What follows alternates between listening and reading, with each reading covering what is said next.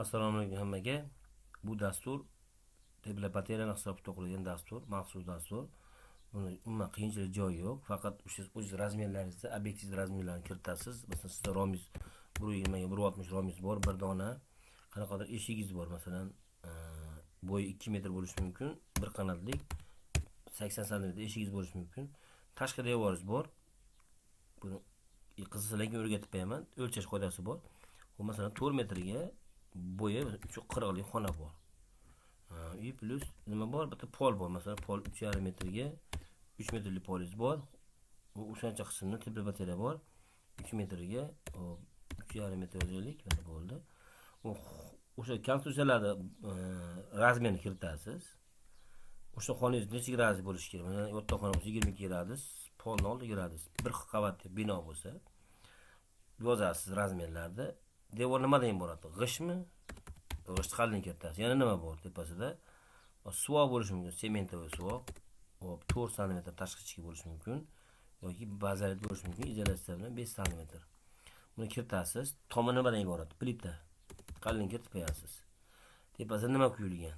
Yoki monolitmi yoki nima bo'lishi mumkin? Mini vata yoki pena-beton loy bosilgan bo'lishi mumkin. Pena-beton bo'lsa, ko'proq pena-beton quyilyapti. Uni mana shu nimasi 600 kg metr kubida bo'lsa, shuni yozasiz. Agar bundan boshqacha bo'lsa, uni danalari bor. Uni tushuntirib beraman. Shuni kiritib qo'yasiz bo'ldi. Qalinligini kiritasiz bo'ldi. Romiz demak, X sloyli plastik. Pol qismi nimadan iborat? Pol qismimizda stejga quyilgan bo'lishi mumkin. 5 sm lik ruchnoy stejga. Hop. Demak, 5 sm stejga quyilgan. Laminat bo'lishi mumkindir. 1 sm bo'ladi. Penaplex bo'lishi mumkin. 2 sm. Penaplex qilingan bo'ldi.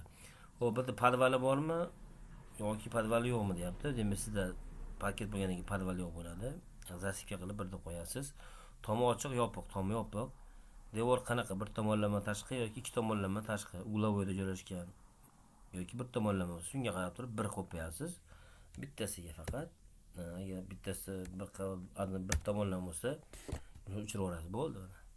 Bitta xonangiz sizga avtomatik tepla batareyasini chiqarib berdi. Infiltratsiyasi ichida. Bu maxsus formulaga asosan buni dasturlab qo'yganman. Mana infiltratsiya esa bu xonani kubasiga qarab turib hisob-kitob qiladi, havoda aylanishiga va o'zini koeffitsentlari bor. Agar 100 germetichniy bo'lsa 0,2-0,3 orasida yo'qsiz bo'ladi infiltratsiyasini. Agar sal o'rtacharoq yaxshi holatda bo'lsa 0,5. Eskiroq bo'lsa 0,8 dan 1,2 gacha yoziladi. Holatga qarab yorug'lari ko'p bo'lsa, shunga qarab yozilgan. Agar tashqaridagi zallar yoki sklad, sexlar bo'lsa 1,5-3 gacha yoziladi.